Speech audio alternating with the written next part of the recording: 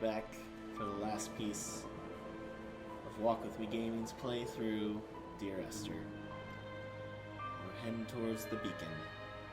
We're gonna finish this up, and we're gonna be all sad together.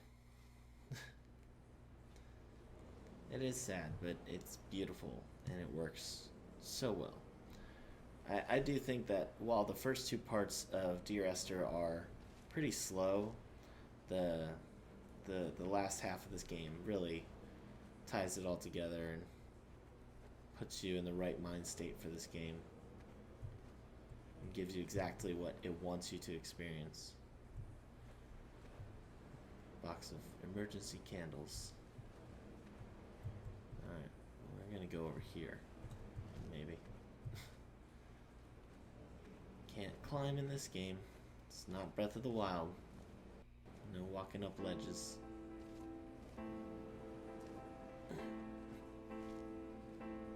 That moon is massive. I can't. I wish I could have known Donnelly in this place. We would have had so much to debate. Did he paint these stones or did I? Who left the pots in the hut by the jetty? Who formed the museum under the sea? Who fell silently to his death into the frozen waters?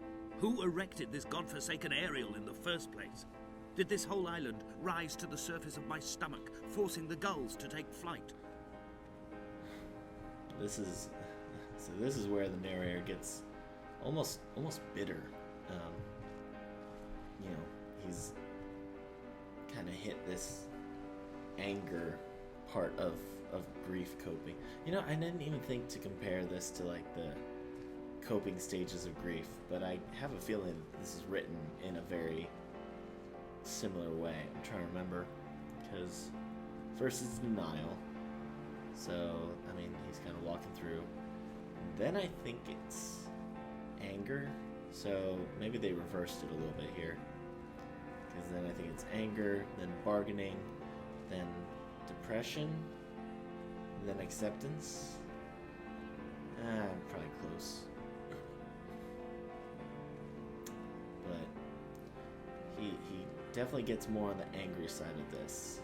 We start to feel bitter and jaded by being here and having to deal with this difficult situation.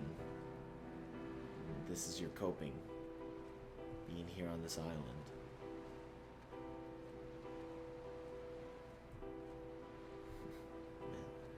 If I could see an island like this, I would love to. I feel like I have to travel to Europe to see something like this, or at least like, I don't know, something like Maine, maybe, I don't know. Keep following the path.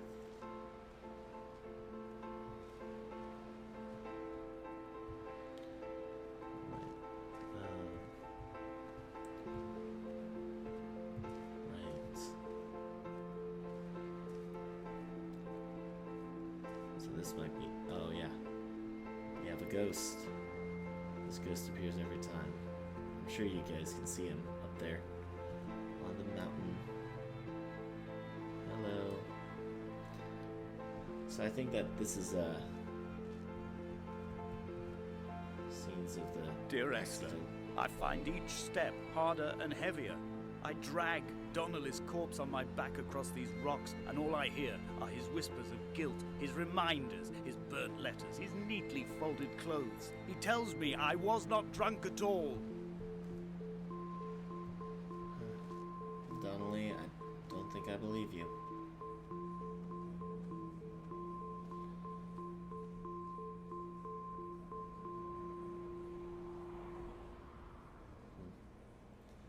More medical stuff.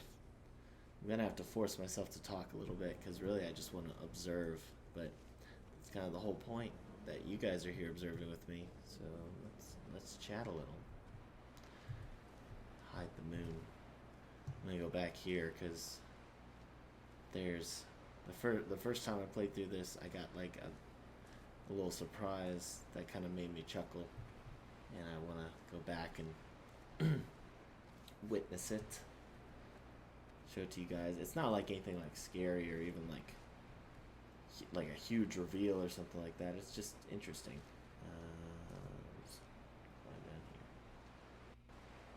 It's over here by the candles.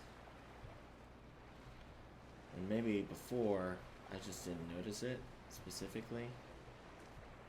Oh yeah, you wouldn't notice it from there. But you go out here with a lone candle sitting on a dock. And I love seeing the marks, the scrapes along the mountainside that you don't notice if you're just over in that corner. You really don't notice them. You have to be out here to see it and appreciate it. And like you said, like those were carved by people as like warnings to stay away or in need of help or something. And here he is, the last part of our journey, and he won't cry for help, but he needs it. So we'll follow the lights to our destination. This is so well played with this game. So like even as you're walking, like even if you just like aren't even paying attention, just as the mountain starts to come into focus, you can see him up there, that ghost. I'm not sure what these are supposed to be. These lines. Like, were they fences? Were these for ships to be built? I feel like if you built a ship in here, that was a bad idea. Because you got all those rocks out there. Couldn't even sail it out. I don't know. They add nicely to the atmosphere, I guess. There's our medical cave. Keep on following the candles. A nighttime walk on the beach sounds nice. Maybe I'll go for a real walk after this. Or maybe not. What we got here? Oh no. No ghost sounds. Let me look at the picture without ghost sounds.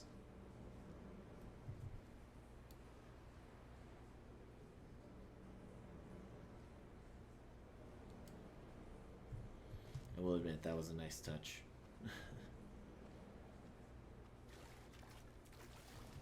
Even though this game has nothing jump scares or scary, like it really does have a creepy feel to it. And maybe just because it's dark now, but I do feel that in this final portion that escalates a little bit more. Keep on going.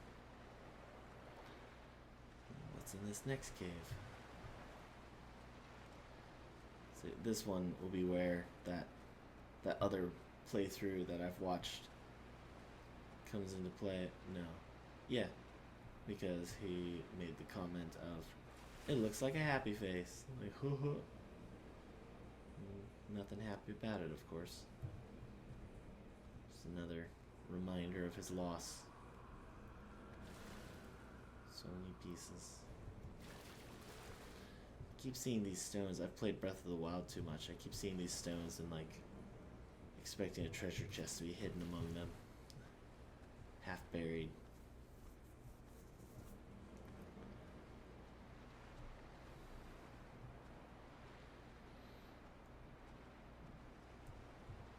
There were chemical diagrams on the posters on the walls on the waiting room. It seemed appropriate at the time. Still life abstractions of the processes which had already begun to break down your nerves and your muscles in the next room. I crammed diazepam as I once crammed for chemistry examinations. I am revising my options for a long and happy life. Take away his love. You have to start fresh.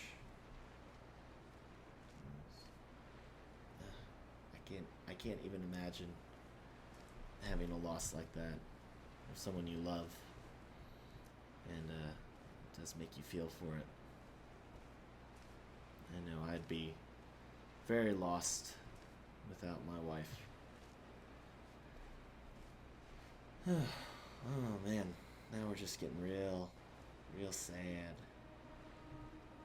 Let's just all get sad together.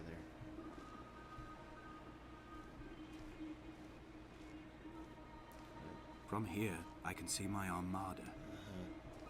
I collected all the letters I'd ever meant to send to you, if I'd have ever made it to the mainland, but had instead collected at the bottom of my rucksack, and I spread them out along the lost beach. Then I took each and every one, and I folded them into boats. I folded you into the creases, and then, as the sun was setting, I set the fleet to sail. Shattered into 21 pieces, I consigned you to the Atlantic, and I sat here until I'd watched all of you sink. Remember, we saw these in the cave before. And if you haven't played this, you wouldn't have known their significance. You've just been like, paper boats. Now you know. I wonder how many there actually are.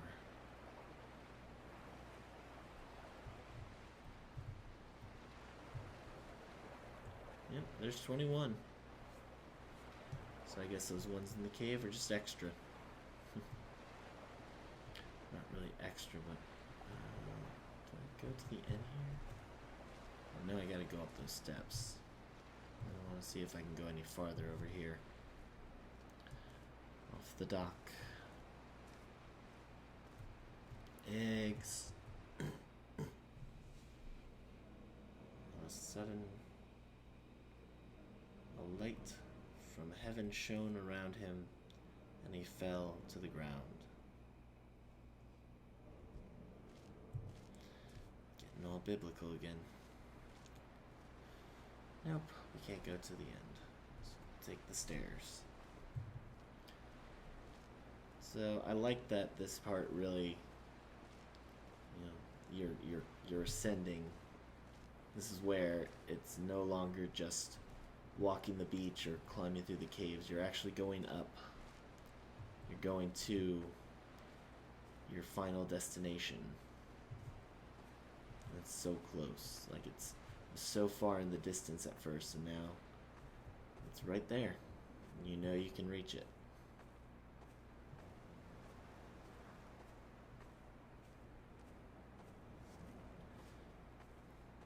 We're gonna go see our ghostly friend.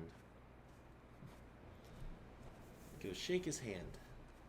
That's not true. I need to talk a little. The pain in my leg sent me blind for a few minutes as I struggled up the cliff path. Wow. I swallowed another handful of painkillers, and now I feel almost lucid. The island around me has retreated to a hazed distance, whilst the moon appears to have descended into my palm to guide me. I can see a thick black line of infection reaching for my heart from the waistband of my trousers. Through the fugue, it's all the world like the path I have cut from the lowlands towards the aerial. I will say that, I mean, he's not wrong that saying, like, the moon feels like it's in his hand, because the moon is never that big when you walk out of that cave. There's our guy. We won't reach him. We'll try. Just like before, that nice little effect that before you get to him, he has to go out of sight. And then he's gone. Not yet. Up here.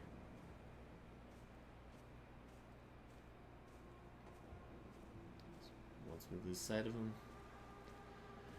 And I think that kind of also gives the idea of when you follow these ghosts, are you really following them, or I've begun my voyage in a paper you? boat without a bottom. I will fly to the moon in it. I've been folded along a crease in time, a weakness in the sheet of life. Now you've settled on the opposite side of the paper to me. I can see your traces in the ink that soaks through the fiber, the pulped vegetation. When we become waterlogged and the cage disintegrates, we will intermingle. When this paper aeroplane leaves the cliff edge and carves parallel vapor trails in the dark, we will come together. So now I stand here and I think, am I the ghost? Am I just seeing what has come? Am I just reflecting on what has happened? Stand here on the cliff and this could be it. It will be it. Certainly according to these writings, which I'm struggling to read.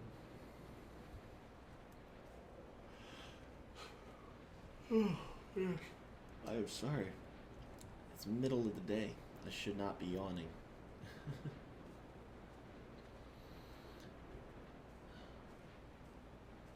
Proceeding on this journey. Yep, we keep going. Keep going up.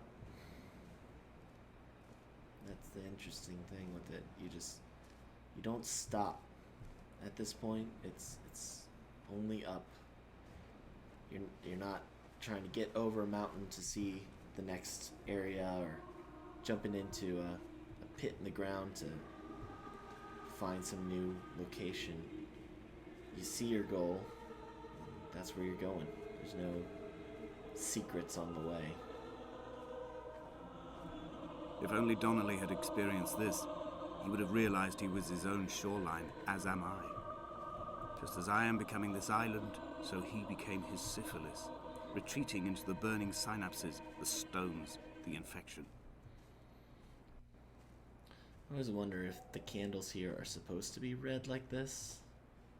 Are they supposed to kind of give like a hellish glow to them, or was it just the effect of being surrounded by the vegetation? Because all the others are much more orange. But there's that one red candle. And this one's a little bit red over here, but even so, I guess it must just be the vegetation. Because now we step back into the moonlight and it doesn't seem so scary anymore.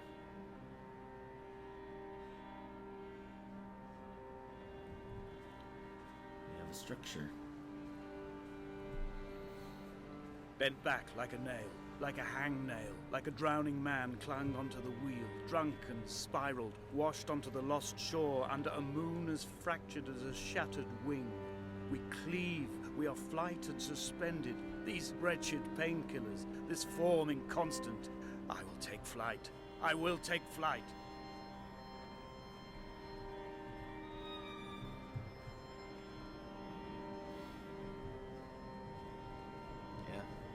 Take flight. Already so close.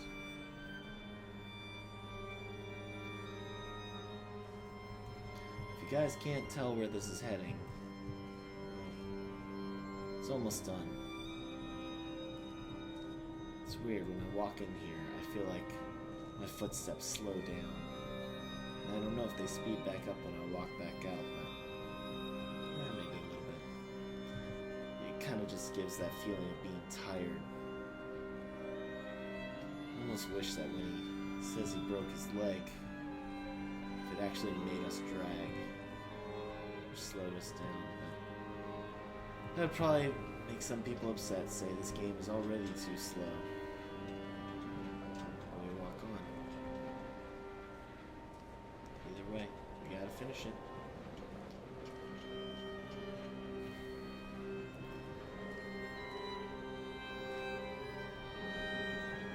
I actually fell off one time trying to read all that and fell off into the ocean and had to restart from the beginning of the gate.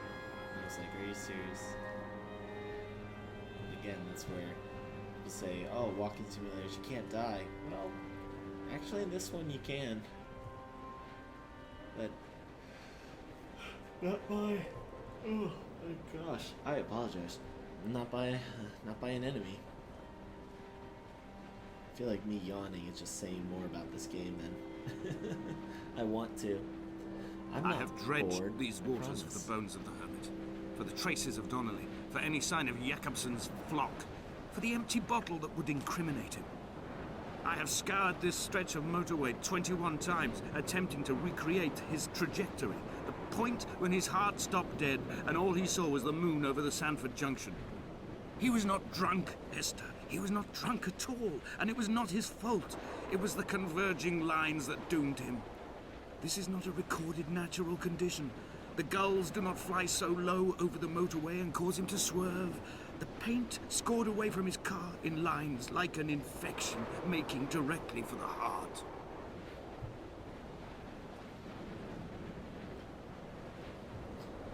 Some of the lines in this are so long that like I'm so focused on learning what he's saying that I don't even have a comment to put forth. So that's also why I'm pausing to let you guys listen. So I don't want to talk over the significant words because honestly my words will not be as significant as his own. So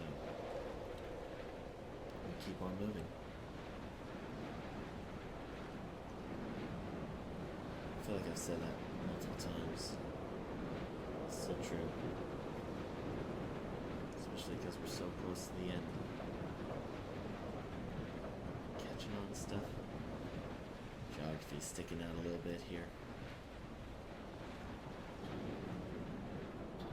Fences. This human structure on top of a natural, untouched world. Feels so out of place, so modern compared to the crumbling buildings and wooden boat husks. And then we just have this.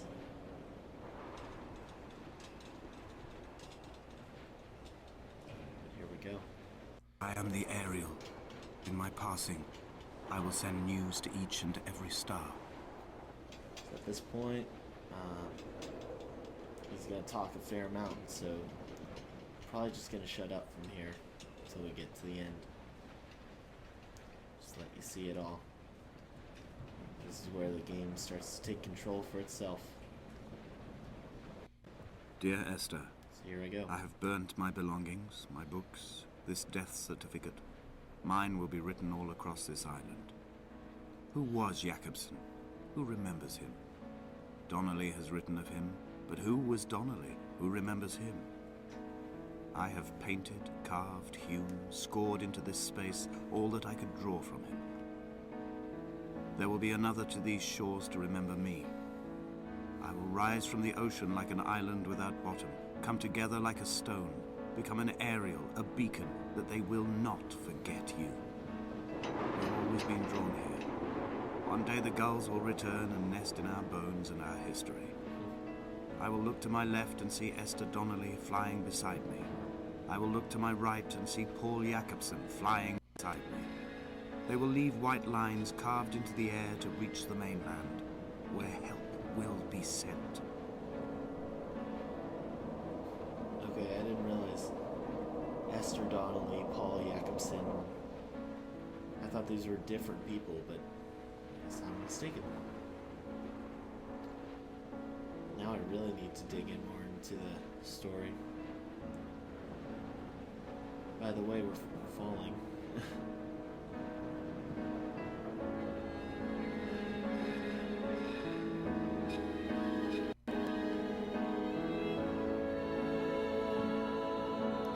Saw that little shadow there. Maybe we're going now. It's flying along.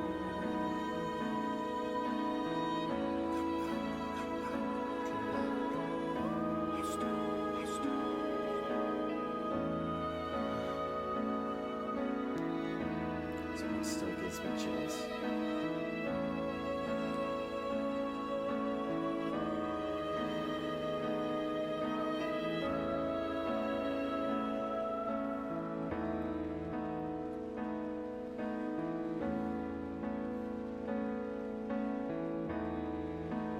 Let's look at everything from a new perspective. We soar along,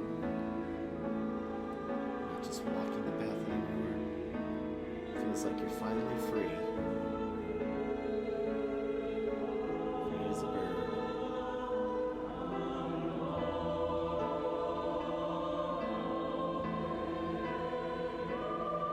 Soar across our boats. Last memories of Esther.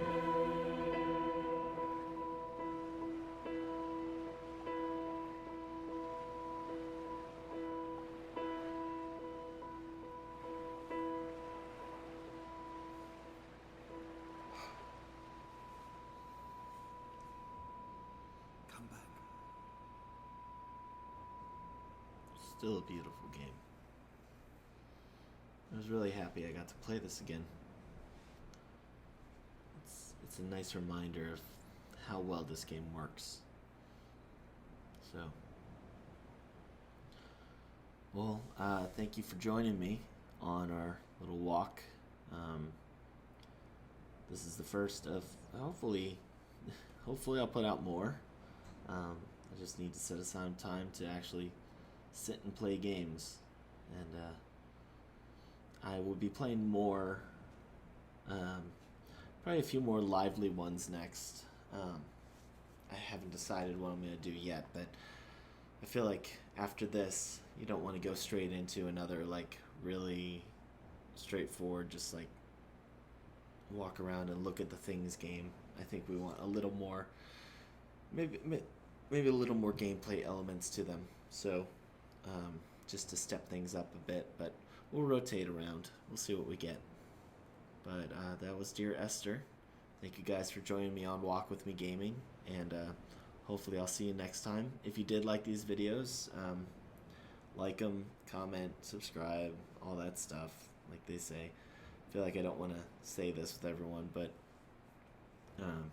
this is kind of the standard, and I guess I should encourage it to some extent.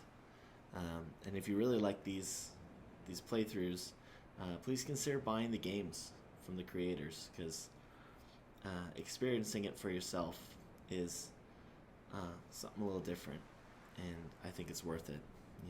Buy it on sale or pay the full price if you really want to.